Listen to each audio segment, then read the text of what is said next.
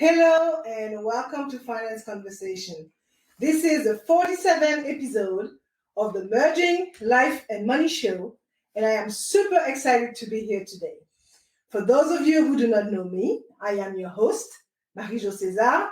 I help professional women bridging the gap between life and money by acquiring and applying the relevant skills and knowledge they need to take control of their money, manage their finances, and understand that they can live their life, I should say their best life, with the money they have.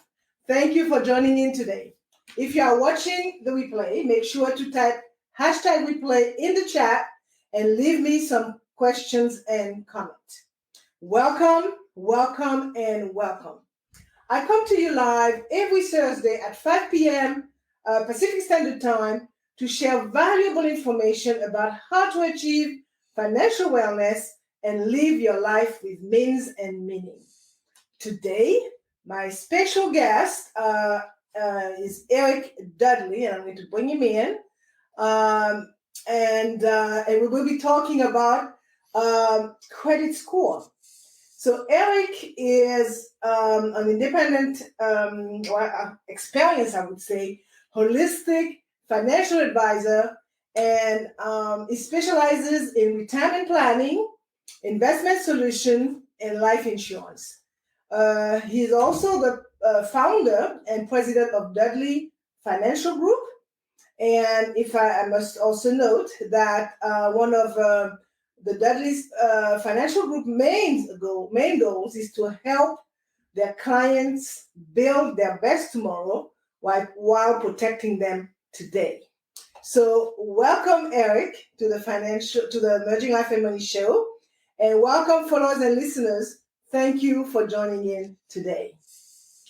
So grab a pen and a notebook, as Eric will be imparting lots of nuggets about your credit score that you would want to discuss further with family members, friends, colleagues, because it is all about sharing value that could benefit others. So if you have any questions and comments, make sure to put them in the chat, and as normal, and we will get back to you on any question that you may have. And as you may know, the main objective of the Merging Life and Money Show, and my very strong why, is to empower as many women as I can by teaching them what I know about money and finances. Today is Credit Score Day on the Merging Life and Money Show. Not to be confused with your credit report. So we will be focusing on 3 points today: how to look up your credit score, what makes up the high impact section in your credit score, and what are the low impact section of your credit score. So before we start, so how do we define credit score? Your credit score is a number that rates your credit risk. This 3-digit number measures your ability to pay back loans and any other form of debt, right? It helps creditors determine whether to give you credit and decide the term they offer or the interest rate they will charge you. So note that having a high credit score can benefit you in many ways. It can make it easier for you to get a loan, rent an apartment, or lower your insurance rate. Also, credit companies calculate your credit score using information from your credit report. So Eric, now that I define credit score, I have 3 questions for you. The first one is, how do you check your credit score? Oh, hey, thanks for having me, MJ.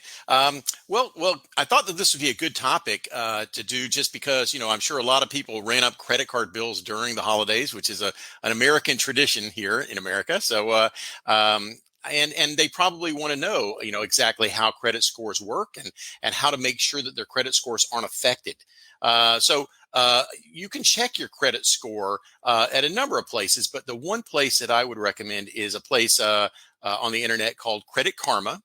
The reason why is because it it will allow you to find out how your credit score was determined by looking at the 6 areas that the credit bureaus look at. And you'll be able to see which ones you're strong in and which ones you're not strong in, so that you can start working on the weak areas. And you can do this, you can find out the credit score without it actually hurting your credit score to check.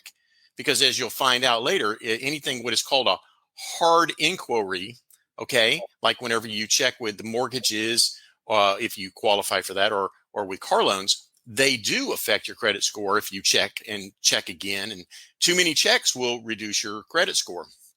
But if you check through Credit Karma, it doesn't affect your credit score at all. So it's free, it doesn't affect your credit score, and it can give you a lot of information. Great. Thank you so much for that. My next question is, what makes up a credit score? Well, there are 6 sections that make up the credit score. And the first 4 are what I call the high impact sections. And the last 2 are the low impact sections. Okay. The first one is, I'm sure nobody's surprised by this, your payment history.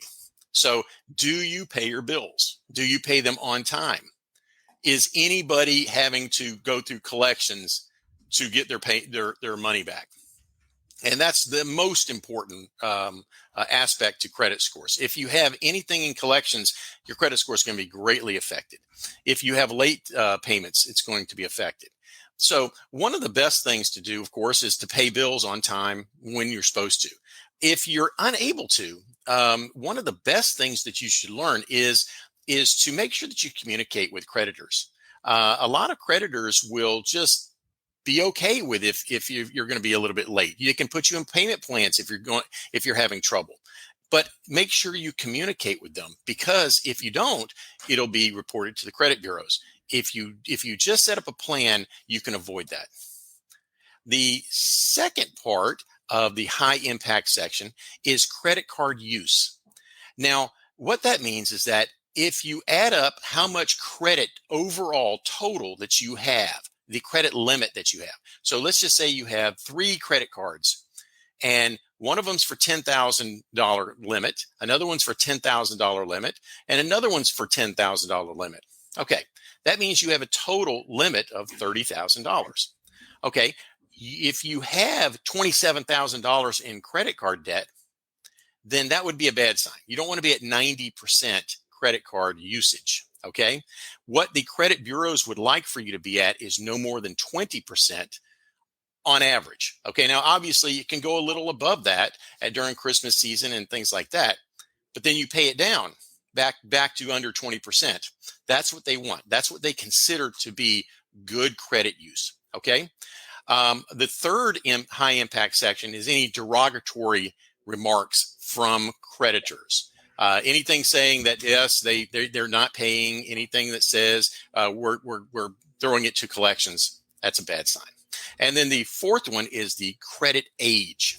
Now, I tell you what, I was really lucky. My father got me to get a credit card when I just turned 18 years old. Okay, so that was like 2010. I'm just kidding. I'm much farther back.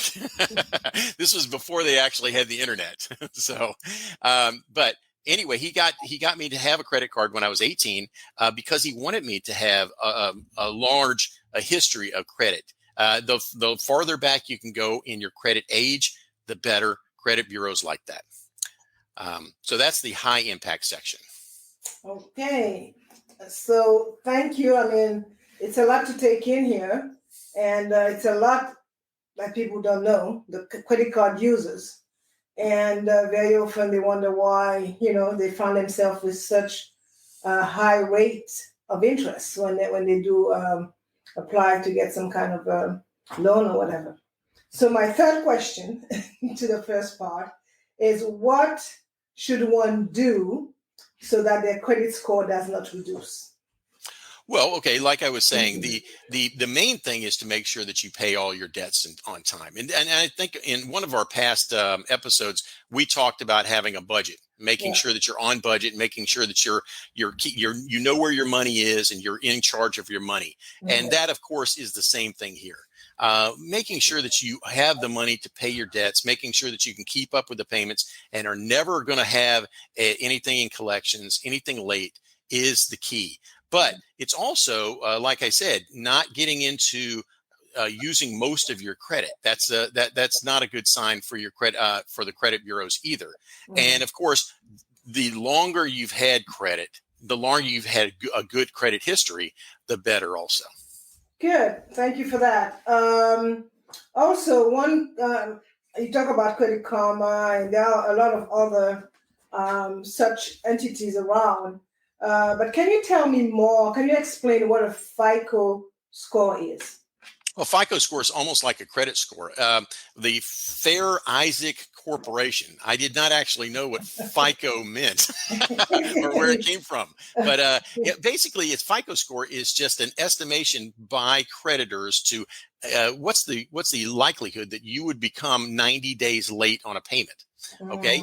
And it's very similar to a credit score, but that's specifically what the FICO score does. And again, it can be used to find out if you're going to be good for a mortgage loan or a car loan, even jobs. Jobs are these days having credit checks to make sure that you are a good risk because they consider people who have poor credit scores to probably not be as responsible in their jobs too.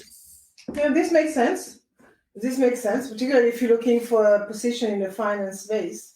I would think that this would matter, right? Yes. My second question for the show is what makes up, and you mentioned it before, the high impact section of your credit score? Mm-hmm. Yeah, that's the payment history, the credit card use, the derogatory remarks, and the credit age. Now, would you like me to go into the low impact sections at this time? Yeah, before you go into the low impact, can you tell me the difference, or I should say, the different credit score ranges? Do you have any Sure. idea? Yeah. Mm-hmm. Okay, well that's a great question, and right now, according to what I looked up, okay, here it is. The most latest statistic is if you have a credit card score of 767 or higher, you're considered to be excellent. Okay, if you have a credit card score of 681 to 766, it's good. And then 614 to 680 is favorable. Most people fall in the average of 583 to 613, which is average. And then below 583 is below average, and anything below 526 is considered unfavorable. So you definitely want to make sure that you're in the at least favorable range, above 614 if possible. A lot of people in America do have decent credit card scores, but if you don't, then it can really cost you. Oh my goodness, that's important to know, because I could tell you when I do talk to people, they seem to think that, okay, if I have a 600 plus, a little plus, I am doing very good. No, you're not. No, you're not. That's right. Yeah, so no wonder all the credit card companies and the banks are making banks. Yes. Yes. From poor creditors. Mm-hmm. Yeah. Yep. So, last but not least, certainly not, what are the lower impact section of the credit score? Okay, the other two sections, yeah, they're considered low impact. And when I say low impact, it just means it's not going to affect your score as much. The total accounts. Now, you might think that a credit card bureau would say to themselves, well, they've only got three accounts for credit cards or creditors, and they are completely up to date with them. They paid them off. They're doing a great job. But no, the creditors don't like that. Actually, the creditors like whenever you have a lot of credit accounts open. They like to have anywhere between 11 and 20. Now, I'm not recommending to have 11 or 20, okay? I'm just saying if you wanted to raise your score a little bit more, you should have between 11 and 20. I personally, because it is a low impact section, don't recommend that because, of course, you don't want to You don't want to have to keep up with that. And too many open accounts may be too tempting. And then, of course, the last one is what we talked about earlier, the hard inquiries section. Anytime that you have people checking your credit history or credit scores for mortgages, for car loans, for job history, for jobs, then yeah, it's going to ding your score a little bit if it's multiple times. Now, during a period of a quarter, if you're checked between 0 and 2 times, that's great. If it's between 3 and 4 times, that's okay. And between 5 and 9 times, that starts to affect it negatively. So that I understand. So if they are inquiring about your credit score, you get penalized? Yes, that's right. Too many times. Now, you can get it checked. You can get it, like if you need to get your credit score checked for a mortgage loan and you get it checked 1 time in a quarter, that's fine. No, nothing's going to happen. 2 times, still good. 3 times, it starts affecting it. Okay, so you don't want to continuously get checked. So tell me something. People have access to their, and maybe I'm not understanding. I want you to clarify. Let's say an entity like Experian, right? So if I wanted to know where I stood, I would go there as often as I want. Am I getting penalized for that? Okay, no. I'm just talking about for mortgages, for car loans, for jobs. All of those would be hard inquiries. So now, if you go to Experian, a third party inquiring into your credit history. Right. If you go to an Experian, that would be like Credit Karma. I don't think it would affect it. I'm not actually familiar with Experian, but it's probably just like Credit Karma, where it doesn't actually affect your credit score. Yeah, I mentioned Experian because it's well used and talk about it on TV and all that kind of stuff, right? Right. Yeah. So it is, again, if a third party checks on your credit history record or whatever you want to call it, too often, then you will be dinged. That's right. Okay, good. Fine. So this was very, very, very interesting this afternoon. Things that because America has a lot of credit card user, and unfortunately, a lot of those credit card users are not familiar. I mean, the credit card meets you in your mailbox. However, it does not necessarily come with any instruction other than your credit limit is, right? And I always say, because your credit limit is $10,000, you don't have to spend it all. Remember, you got to pay it. And if you pay it within the same period that you spent it, this is even better, right? And the analogy is, because a car goes to 220 miles an hour, okay, you don't drive to 220 miles an hour all the time. Right. Hopefully. And by the way, that's not good for life insurance quotes either, if they find that out. Exactly.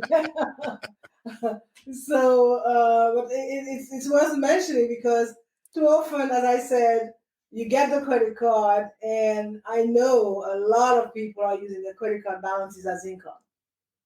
Right. And you're right. I mean, it's certainly, it's supposed to be just for convenience and for emergency situations. And if you do your budget the way you should, then it should be paid off at the end of the month. That's the best way to use a credit card. And of course, then the credit card companies offer you all of the benefits, all the rewards for using it, like, the airplane miles and cash back. And I mean, it can be really profitable if it's used in the right way. Correct. And when you mentioned 10 or 11, I'm like, whoa, you wouldn't need an assistant to help you manage all these Yes. All Well, these situations. and another thing too that people don't realize, I mean, you wouldn't be able to keep your 10 or 11 credit cards open unless you use them consistently, because a lot of times credit cards will drop off and become, they'll be canceled if you don't use them for a 2-year period. And so you'll lose the amount of accounts. Okay. And you'll also, and that's the low impact section, but also you'll lose the amount of credit use. Okay, which is in the high impact. So, like for instance, if you got 12 credit cards and that makes up $30,000 of total credit, well, you haven't used a credit card that has a $3,000 limit in over 2 years, so they just cancel it. You don't have $30,000 now. You have $27,000. Okay, and so that now affects how much credit use you have, and the percentage being above 20% would start affecting you negatively. So it all works together. I think that keeping it simple is probably the best way. Only have a few credit cards, and use them responsibly. So you get to use them up to that 20% or whatever, and then you still have a bunch of credit available in case of an emergency. Yeah. That's right. Yeah. And if it's under 20%, it'd be easy to pay off too. Yeah. Totally. Well, so this is good information. So again, thank you for enlightening us about the importance and the impact of having a high credit score. Okay, so this is very important, and you gave us a lot to digest here. So I'm going to wind down and sum it up. Today we focused on what makes up your credit score and how to look it up. We talked about the impact sections in the credit score, and we talked about the high impact and the low impact sections of your credit score. So my last thought on that credit score, as far as I can see, they seem to operate like grades in school, right? They are designed to quantify your financial habits and assess your ability to pay back loans. So your credit score directly affects the rate of interest you will be charged for certain services and products. So having said that, folks, it is a new year. So I will implore all of you, if you have not done so, to please tidy up your debt and credit situations. I read somewhere that debt and credits are considered modern day slavery. So do your best to break free. The truth is that while your credit score is not everything, it can have an impact on almost every aspect of your financial life, from getting loans to buying a car, to renting an apartment, to getting a job. So yes, you should care about your credit score. Remember also that there are many ways you can improve your credit score as well. So start by checking that your information is correct in various credit reference agencies. And if it's not correct, make sure to get it corrected. You owe it to yourself. And another way to help you keeping a good credit score is to pay your bills on time. Okay? Late payments can have a lasting consequence on your financial health. All right? So before I forget, Eric, tell the audience how they can contact you should they need to. And I'm also going to have a banner as well that I could show with your information. So go ahead and tell them, just in case, if you want to reinforce your phone number or anything specific. Okay, well, you can go to dudleyfinancialgroup.com and contact me through there. You can set an appointment in the upper left-hand corner, or you can just contact me through LinkedIn at Eric Dudley. I'm right there, and talk about all my services, and check out my about section so for what I do, and it's got all my contact information there. Great. So I hope that you have enjoyed today's show. And as you know, I like to end it with a quote. And today's quote is from my dear friend Susie Orman, and it reads, I have always advocated doing everything possible to pay off credit card balances because it is good financial management and the ticket to a strong FICO credit score. So again, thank you, Eric, for your awesome contribution to the show today. We will meet again next month. Can you imagine? January is almost done. So next month, on the 17th of February, with another great topic. Thanks again, Eric. Sounds good. Thank you, MJ. Good. For more information about how to achieve financial wellness from the inside out and live a purposeful life with the money you have, join me next Thursday at 5 p.m. Pacific Standard Time, 6 p.m. Mountain Time, 8 p.m. Eastern Time, 9 p.m. Atlantic Time for my Bermuda peeps, and 10 a.m. Friday morning, Brisbane, Australia time. Thank you for being here today on the Merging Life and Money Show. I am your host, Marie-Jo César. I will be back again next week. Until then, continue merging life and money. Bye for now.